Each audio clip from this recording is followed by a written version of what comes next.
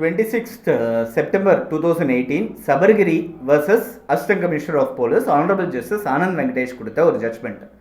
ஒருத்தர் பேர் தவறுதலாக ஹிஸ்ட்ரி ஷீட்டராக சேர்க்கப்பட்டதே ஆனால் அவரோட பேரை ஒரு ரிட் மனு மூலமாக நீக்க முடியும். இது ஏற்கனவே நிறைய கேசஸ் நடந்திருக்கு.